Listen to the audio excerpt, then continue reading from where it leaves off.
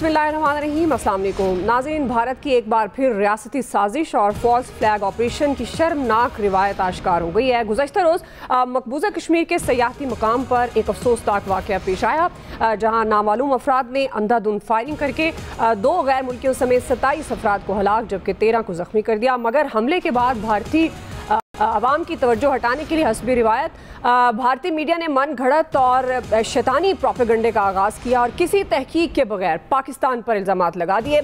भारतीय media, BJP और raw से मुंसलिक सोशल मीडिया अकाउंट्स ने सिर्फ चंद मिनटों में पाकिस्तान मुखालिफ जहर उगलना शुरू कर दिया। हालांकि हमले के वक्त और प्रोपेगेंडे के आगाज़ के दरमियान के वक्फे ने खुद इस झूठ को बेनकाब कर दिया। ये वाक़या एक ऐसे वक्त में पेश आया जब अमरीकी नायब सदर भारत के दौरे पर थे, जिससे ये बात मज़ीद वाज़े हो जाती है कि इस हमले का वक्त और हदफ अचानक नहीं बल्कि मनसूबाबंदी का नतीजा था। नाज़रीन, तारीख गवाह है कि भारत ने गैर मुल्की मुअज़्ज़िज़ीन की आमद पर हमेशा इसी तरह के ड्रामे रचाए, चाहे वो सन 2000 में अमरीकी सदर बिल क्लिंटन का दौरा हो जिसके मौके पर सिखों का कत्ल हुआ, 2007 में समझौता एक्सप्रेस का धमाका, 2019 का पुलवामा हमला। इन तमाम वाक़यात का एक ही मकसद रहा। लेकिन भारत का जो ख़ास तौर पर हम यहाँ ये बात करेंगे इंडियन मीडिया के हवाले से, उनका ये जो पहला मकसद यही रहा, पाकिस्तान को आलमी सतह पर बदनाम करना, मुसलमानों के ख़िलाफ़ नफ़रत का बयानिया मजबूत करना, कश्मीरी अवाम पर जारी जुल्म से दुनिया की तवज्जो हटाना, और इलेक्शन में उन्होंने ये कामयाबी हासिल की। नाज़रीन, भारतीय एजेंसीज न सिर्फ पाकिस्तान बल्कि कनाडा और अमेरिका जैसे ममालिक में भी टारगेट किलिंग में मुलविस रही हैं, जिसका सबूत कुलभूषण का बलूचिस्तान में दहशतगर्दी का एतराफ़ है। आज जिस पर हम बात करें, पहलगाम हमला इसी सिलसिले की एक और कड़ी है, जहां हकीकत को दफन, फ्रेब और फॉल्स फ्लैग को फ़रोग दिया जा रहा है। पैनल में मौजूद हैं, मैं उनका तारुफ करवा देती हूँ। आज अयाज खान साहब मौजूद हैं, आमिर इलियास राना साहब हैं, नवीद हुसैन साहब हैं, रहमान अजहर साहब एंकर पर्सन, तज्ज़ियाकार, दिफाई तज्ज़ियाकार ब्रिगेडियर रिटायर्ड फारूक हमीद साहब ने भी आज हमें ज्वाइन किया है। आप सबके वक्त के लिए शुक्रिया। नवीद साहब, आपसे आगाज़ कर रही हूँ, चूँकि जो हमने देखा इस हमले के बाद ख़ास तौर पर इंडियन मीडिया जैसे तूफ़ान बर्पा कर दिया बग़ैर किसी तहकीक के। जैसे ही इस हमले में हलाकतों की तादाद का आगाज़ हुआ, बढ़ती गई। इंतहाई अफसोसनाक ये वाक़या है जिस पर पाकिस्तान ने भी इज़हार अफसोस किया। लेकिन और इंडियन मीडिया पर बैठे अफसोस की बात यह है, जो दिफाई माहिरीन, उनके एक्सपर्ट्स, तज्ज़ियाकार, उन सब ने बग़ैर किसी तहकीक के कह दिया कि इस हमले में पाकिस्तान मुलविस है। तो आपको लगता है कि ये पहली दफ़ा तो ऐसा नहीं हुआ? भारत कब सबक सीखेगा? आलमी सतह पर पाकिस्तान को बदनाम करने की नाकाम कोशिशें वो पहले भी कर चुका है नवीद साहब, आखिर कब तक?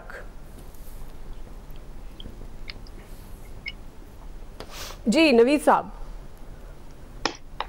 अच्छा, दुआ देखें, मेरे ख्याल में मुझे समझ नहीं आ रही कि हमें क्यों हैरत होती है इस बात पे जब इस तरह की कोई कार्रवाई होती है।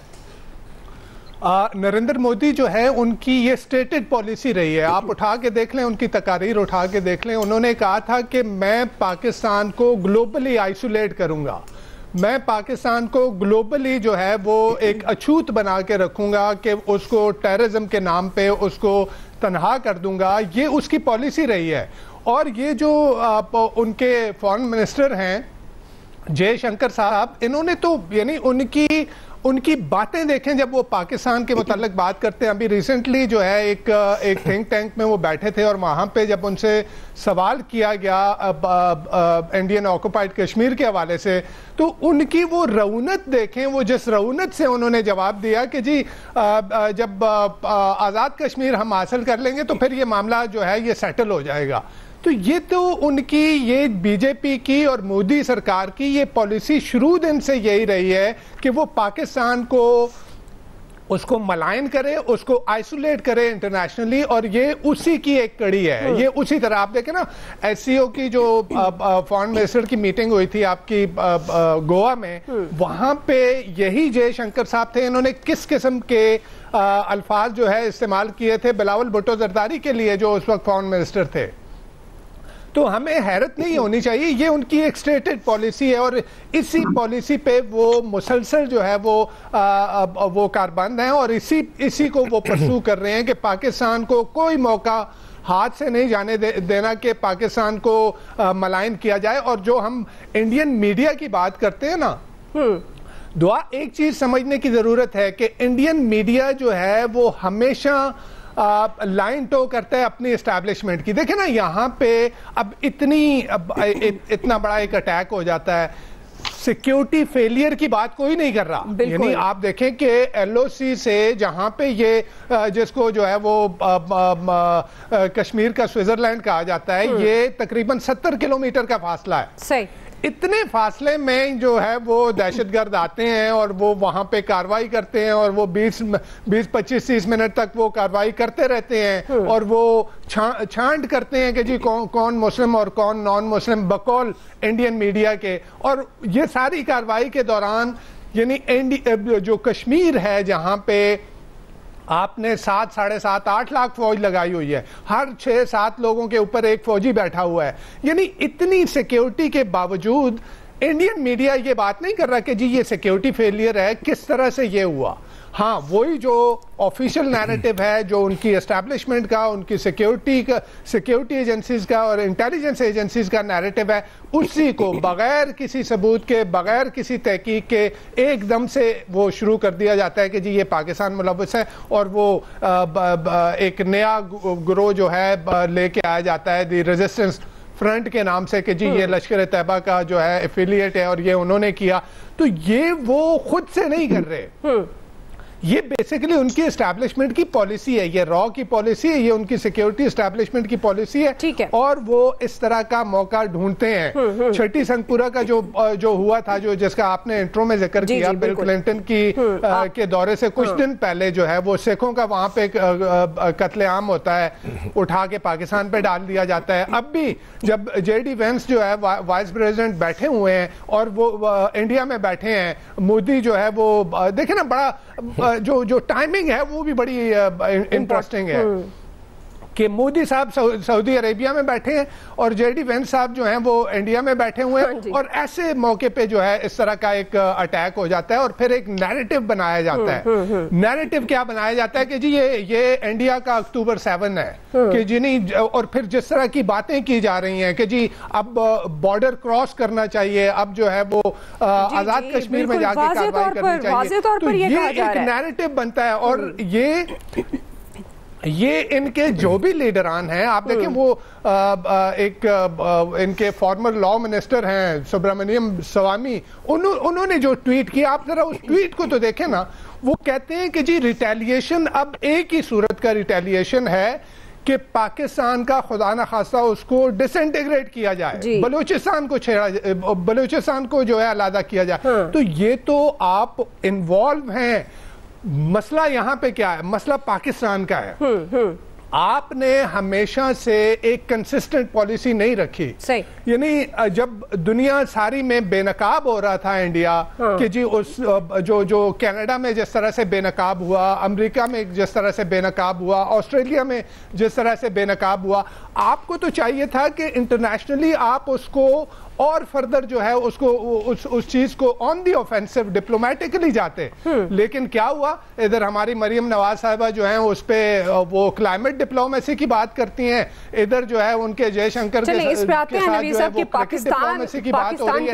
उनकी पॉलिसी कंसिस्टेंट है और इसको लेकर हम उनकी पॉलिसी कंसिस्टेंट है कि पाकिस्तान को बदनाम करना है, हमारी पॉलिसी जो है वो कंसिस्टेंट है। अच्छा ब्रिगेडियर साहब, अब जो टीवी चैनल्स का हाल इंडिया में हमने देखा कल से आज तक, वहां पर तो आर्मी चीफ की एक स्पीच को भी जिसमें उन्होंने कहा कि पाकिस्तान हमारी शहर रह गया, और ये आज से नहीं, हम बचपन से सुनते आ रहे हैं हमारे सिलेबस में, और इसमें कोई दूसरी बात नहीं है, उसको भी उन्होंने बार बार चलाया। और एक दिफाई तज्जिया कार ने तो निज़ाम मुस्तफ़ा लाना चाहता है पाकिस्तान, पता नहीं क्या क्या वहां पर बोला जा रहा है। तो भाई साहब, आपको क्या लगता है ये जिस तरह का प्रोपेगेंडा इंडिया कर रहा है और पाकिस्तान बगैर तहकीक के उनका नाम, पाकिस्तान का नाम उन्होंने ले दिया, और कुछ एजेंसीज, कुछ सोशल मीडिया पर तो ये भी कहा जा रहा है जी वो इंतजार कर रहे हैं अब इंडिया कैसे जवाब देगा पाकिस्तान को। तो इस सारे सिनेरियो में आपको लगता है कि आलमी दुनिया का क्या स्टांस होना चाहिए? क्योंकि अमेरिका का जो बयान है कि वो तो इस जंग में इंडिया के साथ खड़ा है, बगैर तहकीक के आलमी तौर पर क्या स्टेटस होगा ब्रिगेडियर साहब?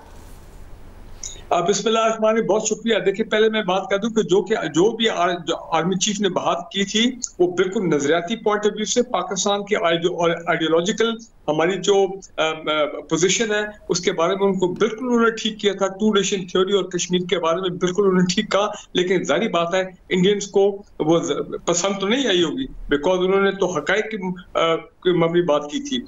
इंपॉर्टेंट चीज ये है कि इस वक्त पहले मैं पाकिस्तानी मीडिया को खराज तहसीन पेश करना चाहता हूँ, क्योंकि जो आज सुबह से सारा दिन जो एक मीडिया पे एक जो ऑफेंसिव है इंडियन मीडिया की तरफ से, एक मिस इन्फॉर्मेशन की जो एक जलगार थी, मैं कहता हूँ पाकिस्तानी मीडिया ने कमाल कर दिया। उनके हमारी तरफ से जो इन्फॉर्मेशन वॉरफेयर की गई है, की जा रही है, मैं समझता हूँ हमने काफी हद तक वो जंग जीत ली है इन्फॉर्मेशन वाली, क्योंकि उनके नैरेटिव को, ये फॉल्स फ्लैग ऑपरेशन के जितने उनके नैरेटिव आ रहे हैं सबको मैं कहता हूँ उल्टा बखेर के जो है वो पाकिस्तानी मीडिया ने रख दिया। तो hats off to you for doing a great job, पहली बात। दूसरा ये कि आप भूल रहे हैं कि ये पहले वाजपेयी साहब भी तो बीजेपी के आदमी थे, लेकिन ये सारी गड़बड़ हुई है प्राइम मिनिस्टर मोदी के आने के बाद। जो आरएसएस, हिंदुत्व और इस माइंडसेट का उनका एक बड़ा एक्सट्रीमिस्ट सोच है, वो एंटी मुस्लिम है, एंटी पाकिस्तान है, एंटी कश्मीर है।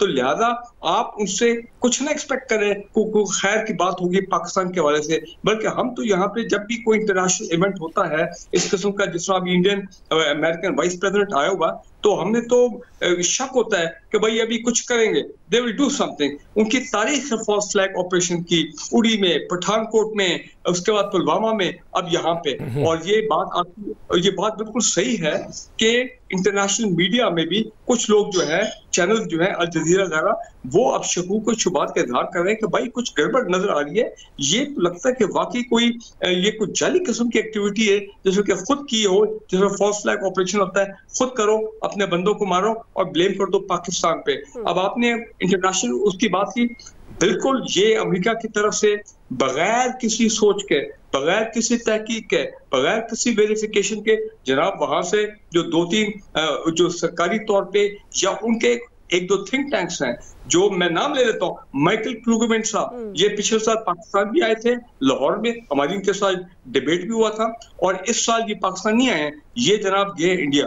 उनकी आप अभी पोस्ट देखें, जो ट्विटर पे भी हमारी जंग चल रही है इस वक्त, वो कह रहे हैं, वो जनाब शेयर दे रहे हैं, और मुझे लगता है कि उनके थ्रू बहुत कुछ मैसेजिंग इंडियंस के साथ हो रही है कि जनाब लाइन ऑफ कंट्रोल पे सीजफायर आप बंद कर दें, ये इस्लामाबाद में आपकी जो हाई कमीशन है उसको आप खत्म करें, डिप्लोमेटिक रिलेशन कॉल ऑफ करें, और इस किस्म की, और बिल्कुल पाकिस्तान के आप हमला करें, हम आपको सपोर्ट करेंगे, जो भी आप एक्शन लेंगे। तो मैं ये समझता हूँ कि ये एक सोचा समझा मंसूबा है, जो कि आई एम श्योर हमारे जो सिक्योरिटी डिसीजन मेकर्स हैं वो उनको वो इन तमाम चीजों को ज़हन में रखते हैं। जाहिर बात है वो अब सामने एक चीज सामने आ गई है। मैं आपको ये बता दूं कि मेरी असेसमेंट ये है, जो सोशल मीडिया पे जंग चल रही है कि वो कह रहे हैं कि हम आ रहे हैं, तो हम उनको कह रहे हैं मोस्ट वेलकम, आए आपका हाल उससे कई गुना बदतर होगा। जो 27 फरवरी 2019 को ये बालाकोट के ऊपर, जब आपने वो पुलवामा के बाद जो आपने बालाकोट पे जो क्रॉस किया था, बल्कि हमारी एयर स्पेस के अंदर रह के फिर पीएफ ने जो आपको ऑपरेशन स्ट्राइक रिटर्न पे जवाब दिया। कहने का मेरा मतलब यह है कि वो ये समझते हैं कि Pakistan is an easy piece of cake. वो समझते हैं कि आजाद कश्मीर जो है वो मसला ही कोई नहीं है। जनाब इस वक्त as I talk to you, मेरे ख्याल पाकिस्तान की मुसल्लह अफवाज ये नहीं है कि आज वो अलर्ट पे गए हैं, उनका तो नॉर्मल स्टैंडिंग प्रोसीजर है कि any aircraft, any unidentified object अगर वो पाकिस्तान की एयर स्पेस क्रॉस करेगा तो उसके साथ वही होगा जो 27 फरवरी 2019 को हुआ। कहना मैं ये चाह रहा हूँ कि इंडियन जो है ये फॉल्स फ्लैग ऑपरेशन से एक इंटरनेशनल सिंपैथी गेन करना चाह रहे हैं। नंबर 2, ये खुद इन पे इंटरनेशनल इंतजाम है। अमेरिकन रॉ के बंदे पकड़ के लेके गए थे न्यू दिल्ली से, ये जो अमेरिका के अंदर इन्होंने गड़बड़ करने की कोशिश की। कनाडा के आपने देखते हैं कि सारे डिप्लोमेट को एक्सपेल कर दिया जब इन्होंने सिखों को मारने की वहां पे कोशिश की। और मुझे तो आज भी याद है कि जब प्रेसिडेंट क्लिंटन आ रहे थे अपना भारत, ये कई साल पहले की बात है, ऑब्वियसली कई दहाइयों की, उस वक्त भी इन्होंने बड़ा जबरदस्त किया था एक एक ऐसा ड्रामा, इन्होंने भरपूर तरीके से सिखों को मारा और फिर इंटरनेशनल अटेंशन लेने की कोशिश की। सो वो एक्सपोज हुए हैं बड़ी बुरी तरह। एक्चुअली तो हम हैं victims of Indian cross border दहशतगर्दी वाया अफगानिस्तान। बिल्कुल साहब, आपकी ये बात बिल्कुल दुरुस्त है, वो एक्सपोज हुए हैं, रहमान अज़हर साहब एक्सपोज हुए हैं, इसमें तो कोई शक नहीं। पहले भी जो हमले जिनका उन्होंने डायरेक्टली नाम पाकिस्तान का लिया उसमें भी वो एक्सपोज हुए। तो सोची समझी साजिश है, इसमें कोई दूसरी बात ही नहीं है। रॉ एस्टैब्लिशमेंट मुलविस है, क्योंकि एक हमला होता है बिना तहकीक के फौरन नाम ले दिया जाता है पाकिस्तान का, जिसको वो किसी से ढकी छुपी, अब तो दुनिया से भी ढकी छुपी नहीं है। रहमान साहब, आपके ख्याल में अब इस सोची समझी साजिश जो एक प्लान के तहत इंडिया ने किया और पाकिस्तान का नाम लिया, तो क्या जवाब होना चाहिए पाकिस्तान का? देखिए, एक चीज आपको समझने की जरूरत है कि भारत इस रीजन के अंदर एक बुली की तरह बिहेव करता है और वो अपने आप को समझता है कि वो जो चाहेगा वो करेगा और जहां वो ताकत का इस्तेमाल करना चाहेगा वो करेगा, जहां वो इखलाकियात का दर्स देना चाहेगा वो देगा।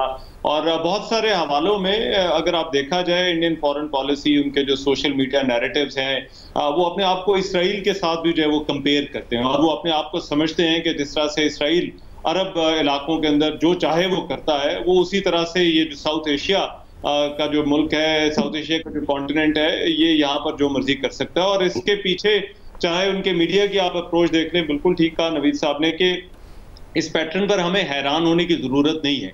ये पैटर्न शुरू से मौजूद है और हर बड़े वाक़े के बाद ये एक ऑटोमेटिक, जिस तरह से एक मशीनरी की हरकत में आ जाती है, ये वैसे ही होता है। तो इसके लिए ना वो सबूत ढूंढते हैं, ना वो वेट करते हैं किसी ब्रीफिंग का, ना जो है वो सबूत इकट्ठा करने का वेट करते हैं, बल्कि बराह रास्त बड़ा खुले डुले अल्फाज के अंदर जो है वो उनका मीडिया भी और उनके जो लोग हैं, उनकी जो रियासत है, स्टेट है, पॉलिटिशियंस है, वो सब के सब इल्ज़ाम पाकिस्तान पर लगाते हैं। अभी आप उनका मीडिया उठाकर देखें, वहां पर सारी की सारी बहस ये बात इस बात पर नहीं है कि जो है वो ये क्यों हुआ, कैसे हुआ, किस तरह से हुआ। सिर्फ और सिर्फ एक चीज पे फोकस है कि पाकिस्तान को जवाब कैसे देना है। और चाहे उनके जो मीडिया के पोल्स आप इंग्लिश अखबारों को उठा के देख लें, चाहे उनकी आप टीवी की बहसें उठा के देख लें, वहां पर बहस हो रही है कि ड्रोन से अटैक करना है या जो है वो भारत जो है वो अपने फौजी भेज सकता है या क्या कर सकता है। तो ये वहां पर जो है वो बहस चल रही है। तो इसके लिए आप उनकी जरा माइंडसेट और मेंटालिटी समझने की कोशिश करें कि ना तो उनको सबूत चाहिए, ना तो उनको कोई बयानिया चाहिए, ना उनको कोई रीजन चाहिए। वो हर खराबी का जिम्मेदार पाकिस्तान को समझते हैं और जब कोई इस तरह का बड़ा वाकया हो जाता है तो फिर वो कहते हैं कि अब हमने रिस्पॉन्स जो है वो कैसे देना, और अपने आप को वो इसराइल समझते हैं। लेकिन सूरत हाल बड़ी मुख्तलिफ है। देखिए, यहाँ पर एक और चीज ये जो की जा रही है, जिस तंजीम पर इल्जाम लगाया जा रहा है, आप इंटरनेशनल मीडिया उठा के देख लें, बहुत ही अननोन एक ग्रुप है जिसका नाम लिया जा रहा है। और दो तीन बड़ी अहम बातें हैं जो इसमें करने वाली हैं। एक तो ये कि इस ग्रुप की इससे पहले कोई ऐसी बड़ी एक्टिविटी या कहीं ऐसी बड़ी जो है वो हमें नजर नहीं आती। बहुत छोटे छोटे वाकयात के अंदर जो है वो बताया जा रहा है कि सोशल मीडिया पर ये एक्टिव था और अचानक उस ग्रुप के बारे में कहा जाता है कि वो इतनी बड़ी फौज के होते हुए इतनी बड़ी वहां पर एक्टिविटी करता है। और ना सिर्फ वो लोग आते हैं, वो कैमरों से इसकी रिकॉर्डिंग भी करते हैं। वो रिकॉर्डिंग और वीडियोज अभी तक खैर किसी के सामने नहीं आई, लेकिन वो ये कहा जाता है कि ये तंजीम है। और उस तंजीम का नाम दो हवालों से कहा जाता है कि एक तो लश्कर तैयबा उसकी जिम्मेदार है, उसकी ये ऑफशूट है, और दूसरा इनमें से जो लोग थे उन्होंने ट्रेनिंग पाकिस्तान में जाकर ली और ट्रेनिंग पाकिस्तान में ले जाकर वापस आया। अब ये भी जो ट्रेनिंग वाला इल्जाम है या ट्रेनिंग कैंप वाला, मालूम है कंट्रोवर्सी एक रही है 90 की के अंदर, लेकिन अभी जो हालात है वो बड़े बदल गए हैं। और तो दावा जिस पर इल्जाम लगाया जाता है वो तो खुद जो है वो मुश्किल में, उनके ट्रायल जो है वो पाकिस्तान के अंदर हो रहे हैं, बल्कि उनके जो लीडर्स यहाँ पर हैं उनको भारत ने टारगेटेड असैसिनेशन करने की कोशिश की और उस पर बाद में बड़ा फख्र से अपने मुल्क में बताया जाता है कि ये तो हम जो है वो अब उनको वहां पर जाकर जो है वो मार रहे हैं। तो ऐसी एक टीम पर जो है वो इल्जाम लगाया जाता है। और दूसरा, ये जो स्केचेस जो है वो आए हैं और कहा जा रहा है कि ये लोग थे जो वो मुलव्वस है, तो मेरा ख्याल है ये भी बड़ा पुराना घिसा पिटा सा बयानी है। तो बिल्कुल अभी एक ब्रेक ले रहे हैं जी, ब्रेक लेते हैं, ब्रेक से वापस आएंगे, यहीं से कंटिन्यू करेंगे। वेलकम बैक नाज़रीन। आमिर साहब, अब ये तो इसमें ढकी छुपी बात नहीं है, इंडिया ने ये झूठा बयानिया बनाने की कोशिश की, रॉ एस्टैब्लिशमेंट की इन्वॉल्वमेंट साफ जाहिर है। दुनिया इसको किस तरह से लेगी आमिर साहब? पाकिस्तान का क्या जवाब होना चाहिए? देखें दुआ, अभी रहमान कह रहे थे ना कि जब वाकया हो जाता है, भाई वाकया हो नहीं जाता, वाकया किया गया। असल बात ही यही है कि इशू ये नहीं है कि ये वाकया हुआ है। जब खुद रहमान भी बता रहे थे 7-8 लाख फौजी वहाँ मौजूद हैं, हर बंदे के साथ बंदा उन्होंने जोड़ा हुआ है मकबूजा कश्मीर में। वहाँ की आवाम श्रीनगर की बाहर निकली है, वो लोगों को कह रहे हैं बार बार कि जनाब ये हमें बताएं सिक्योरिटी फेलियर क्या है, क्योंकि मुजाहिदीन के नाम पे जो कुछ भी हुआ वो तो इंडियन फौज के साथ हुआ ना, लड़ाई तो वहाँ हो रही थी। ये आम सयाहों के साथ, चाहे वो मुसलमान है या गैर मुस्लिम है, उन्होंने तो इसको बनाया भी सारा गैर मुस्लिम है, जबकि मुसलमानों की मैयतें भी वहाँ पे दिखाई गई हैं, वो भी वीडियोस आ रही हैं कि इस वाक़े के हिसाब से। जो ये इंडियन मीडिया की मैं बात कर रहा हूँ जी जी। असल इशू ये है कि भाई जो आप सारा कुछ काम कर रहे हैं, 24 घंटे से ज़्यादा गुजर गए, आपने कितनी वीडियोस बताई हैं कि जी ये हमलावर आए और इस तरह फायरिंग करके चले गए, क्योंकि हर चीज़ आजकल तो हर स्याह के पास मोबाइल होता है। कौन सा है जो इतनी दूर पहुँच रहा है और वो वीडियो नहीं बना रहा, बात नहीं कर रहा। तो कहानी तो बनाई गई है कि जब अमरीकी नायब सदर वहाँ मौजूद हैं, उनसे मिलने के बाद वो सऊदी अरब चले गए मोदी, और वो वापस आते हैं, फिर एक ड्रामा क्रिएट होता है और दुनिया भर से मजम्मतों का जो सिलसिला है पाकिस्तान ने तो आज भी किया है, फॉरेन ऑफिस ने। लेकिन इंडिया, जिस पे हम बार बार इल्ज़ाम लगा रहे हैं, हम सबूत दे रहे हैं, कलभूषण यहाँ पे मौजूद है कि बलोचिस्तान के अंदर इन्वॉल्व है, KP फाटा में वो फंडिंग कर रहे हैं, वहाँ इन्वॉल्व होते हैं। उन्होंने कभी मजम्मत की हमारे यहाँ किसी दहशतगर्दी के वाक़े की? लेटेस्ट तो ये जाफर एक्सप्रेस वाला था, बता दें कहाँ से आई।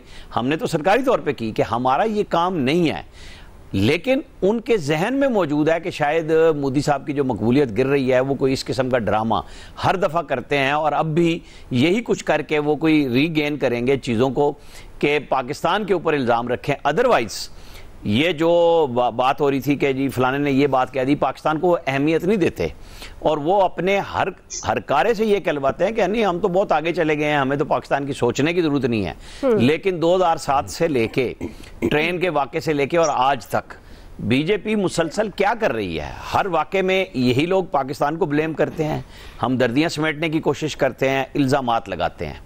अब कोई चीज़ ठोस बताए ना कि क्या है ऐसी कि पाकिस्तान उसमें इन्वॉल्व हुआ, वहाँ सिक्योरिटी फेलियर हुआ, आप लोगों पे ज़िंदगी तंग करके बैठे हुए हैं, जिस मर्जी तंजीम पे इल्ज़ाम लगाएं, पाकिस्तान कहाँ से आ गया? हाँ, अलबत्ता ये बात क्लियर है, पाकिस्तान की मुसल्लह अफवाज बिल्कुल तैयार बैठी हैं।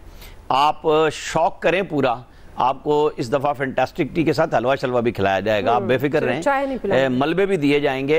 बिल्कुल बिल्कुल हमारे पास हर चीज़ मौजूद है आपके लिए, आपका इलाज मौजूद है। अगर हम 1998 में एटमी धमाके से पहले गौरी मिसाइल 3000 किलोमीटर जो मद्रास तक जाता है उसका तजर्बा करके दुनिया को दिखा सकते हैं।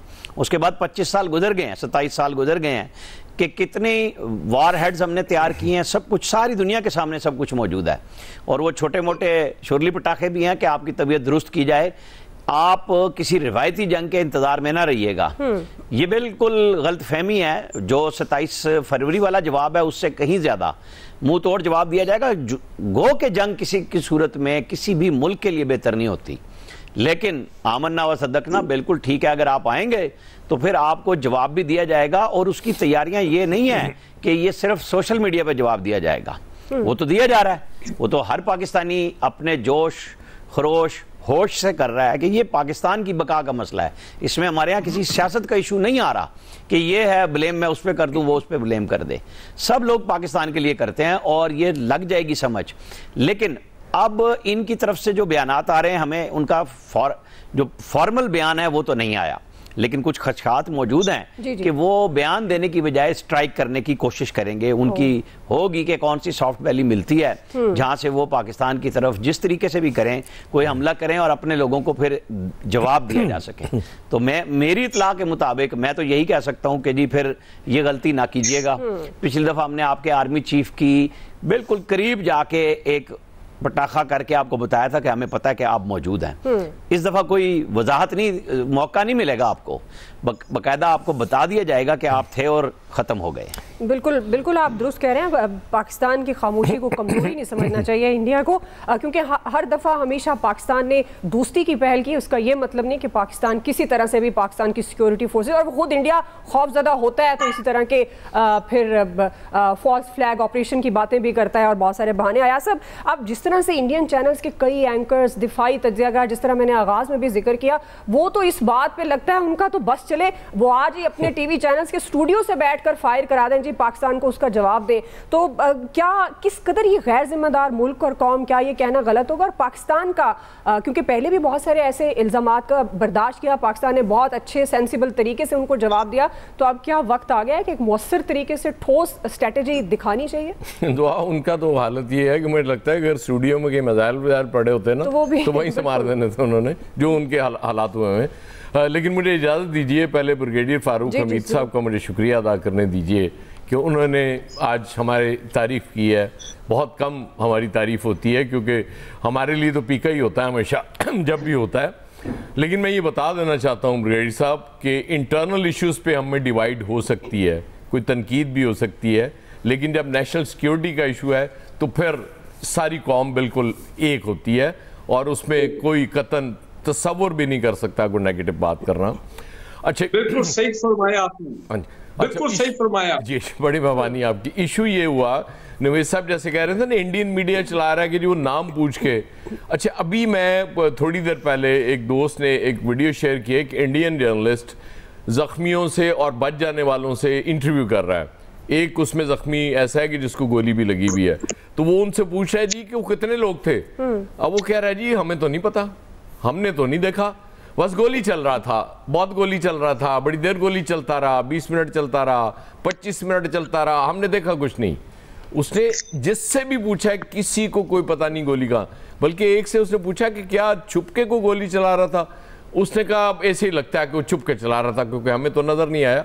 माफ़ कीजिएगा मेरे लहजे के लिए, मैं वो जैसे सुना मैं वैसे आपको सुनाने की कोशिश कर रहा हूँ। अब इंडिया की सिचुएशन समझने की कोशिश कीजिए। तो महसूस कर रहे हैं आप हमें, अच्छा है। अच्छा, इंडिया की सिचुएशन समझने की कोशिश कीजिए। इंडिया के हालात क्या हैं? अभी कनाडा, ऑस्ट्रेलिया और इसका अमेरिका का जिक्र हुआ है। वो पिछली रिजीम थी, जो बाइडन थे यहाँ, कनाडा के वज़ीर आज़म भी वो थे, दूसरे नाम जहन से निकल गया मेरे उनका, ट्रूडो।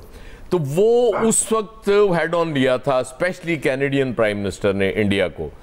अब वो इतना बड़ा मसला बना हुआ था इंटरनेशनल लेवल पे। जाहिर है जब आप अमेरिका और कनाडा में आप जाके दहशतगर्दी करेंगे तो फिर इंटरनेशनल दहशतगर्द आप हैं। अच्छा, चलें पाकिस्तान में तो आपने कुछ टारगेट किलिंग्स भी कर ली थी, वो एक हवाला भी दे दिया रहमान ने, जो कोशिश उन्होंने की थी, वो सारा कुछ हो गया। चले हम कमज़ोर हैं, हमारी बात भी दुनिया में कोई नहीं सुनता, कोई इशू नहीं।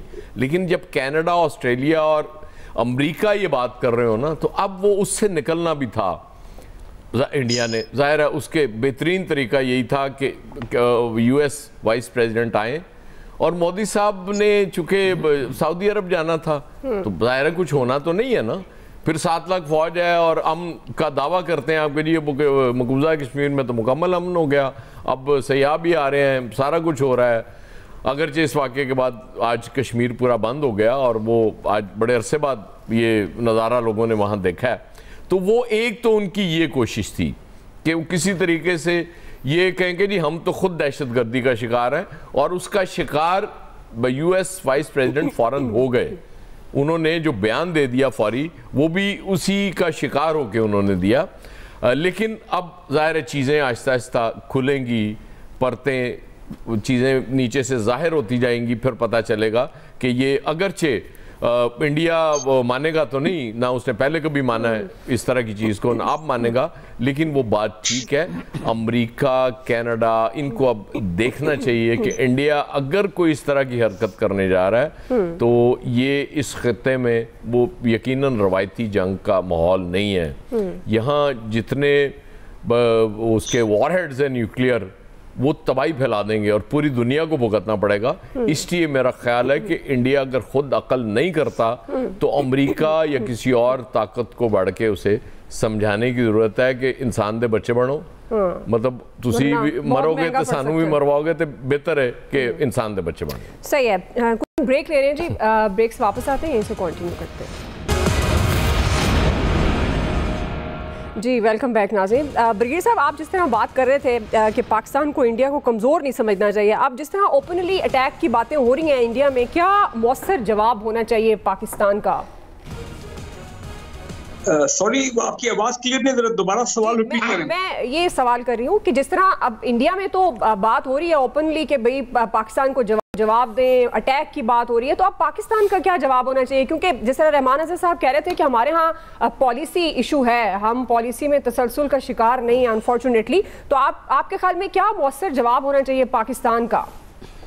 देखिए जी, पाकिस्तान की नेशनल सिक्योरिटी पॉलिसी बड़ी क्लियर है, और वो ये है कि हम कभी खुद किसी पे हमला नहीं करते हैं, लेकिन अगर हम पे जारहियत होती है, कोई एक्सटर्नल एग्रेशन होता है, तो हम भरपूर उसका जवाब देंगे।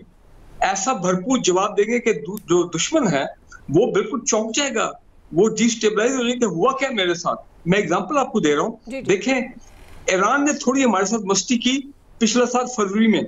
विद इन 24 आवर्स, हमारा वेस्टर्न इस्लामिक ब्रदर नेबर है, हमने 24 आवर्स में ईरान को रिस्पॉन्ड किया मिसाइल के साथ, ड्रोन अटैक्स के साथ। इसी तरह अफगान ये जो दहशतगर्द ग्रुप है, तालिबान गवर्नमेंट ने कोऑपरेट नहीं किया, लेकिन हमने पाकिस्तान से बैठ के इतनी हमारे अल्हम्दुलिल्लाह टेक्नोलॉजिकल सुपीरियरिटी है वेपन्स में, ड्रोन्स में, मिसाइल्स में, कि हमने यहाँ से बैठ के उनके जो बेसेस हैं उनको टारगेट किया, उनको डिस्ट्रॉय किया। सो कहने का मेरा मतलब यह है कि अगर इंडियंस कोई मुहिम को मिस एडवांटेज करते हैं तो उनको मालूम होना चाहिए कि पाकिस्तान विल रिस्पॉन्ड, बल्कि ऑलरेडी हमेशा हम तो तैयार रहते हैं 24 आवर्स कि अगर कोई किस्म का ऐसा कोई एकदम सडन कोई वाकया हो जाए, पाकिस्तान आपके सामने बैठा रहेगा। Pakistan will respond with full force, with full might of the Pakistan of the air force. और अगर ग्राउंड पर उन्होंने कुछ करने की कोशिश की इंडियन अपना लाइन ऑफ कंट्रोल पे, जाहिर बात है वो तो ऑलरेडी हम डिप्लॉयड बैठे हैं वहां पे। लेकिन मैं आपको एक बात, आपके प्रोग्राम के तवज्जुह से मैं एक बात कहना चाहता हूँ, और वो ये है कि जिस तरह भी हमारे भाई ने भी जिक्र किया था, देखें इंटरनल इख्तलाफात होते हैं, ये चलते रहते हैं, माशी तौर पे, पॉलिटिकल तौर पे ये होते रहते हैं इख्तलाफात। लेकिन जब कभी आपको सामना हो बैरूनी जहरियत का, उस वक्त पाकिस्तानी कौम की यही तो ब्यूटी है, पाकिस्तानी कौम 1 मिनट में, 1 सेकंड में इकट्ठी हो जाती है और अपने इख्तलाफात भुला देती है, उनको साइड पर रख देती है। मैं आपके प्रोग्राम के तवज्जुह से पाकिस्तान पीपल्स पार्टी से गुजारिश करूंगा कि खुदारा ये मामला इशू होता रहेगा, लेकिन जो रास्ते वहां पे रुके हुए हैं, सिंध कम्युनिकेशन, ट्रांसपोर्ट वगैरह, ये तमाम खुदारा उनको खोले, ताकि ये कि हमारे रास्ते में ये मसला ना आ जाए।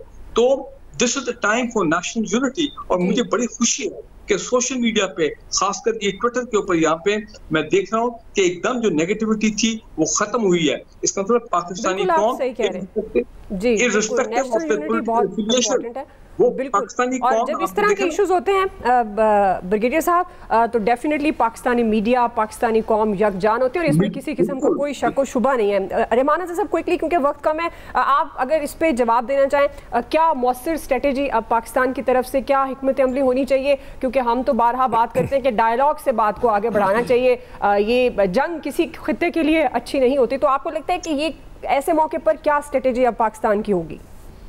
देखिए, एक बात तो बड़ी वाज़ेह है कि भारत डायलॉग नहीं करेगा और ना वो करना चाहता है, और मुझे कहीं ना कहीं खतरा ये ज़रूर है कि आइंदा आने वाले दिनों में पाकिस्तान के खिलाफ कोई ना कोई दरअंदाजी करने की कोशिश ज़रूर की जाएगी, क्योंकि इस वक्त ऐसे किसी भी वाक़े के बाद उन्हें अपनी आवाम को सेटिस्फाई करने के लिए जो है वो कुछ ना कुछ जो है वो करके जो है वो दिखाना पड़ेगा। तो ये खतरा जो है वो आने वाले दिनों में होगा और हमें इस खतरे के लिए भरपूर तौर पर जो है वो तैयार रहना होगा।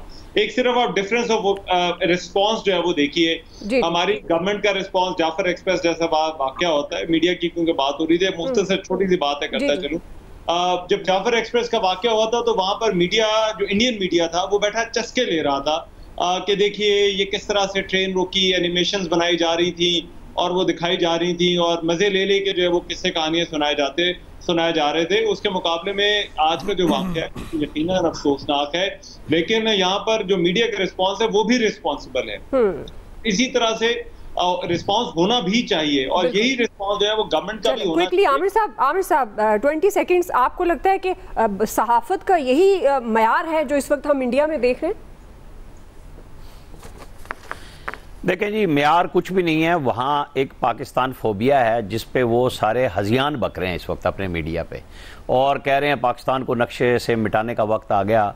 तो मैं बार बार यही तो कह रहा हूँ कि करो हिम्मत, फिर जवाब मिलेगा, और जो तसल्ली चाहते हो वो करो, अक्ल और होश के नाखून लो। ड्रामा कर लिया है, इस पे रह जाओ। जो रहमाना भी बात कह रहे थे, भाई तुम बलोचिस्तान से तो वीडियो दिखा रहे थे अपने। आप सबका बहुत शुक्रिया, ब्रिगेडियर साहब, रहमान अजहर साहब, अयाज खान साहब, नवीद हुसैन साहब, आमिर साहब, आप सबका शुक्रिया। आज के एक्सपर्ट से इतना ही, ख्याल रखिएगा।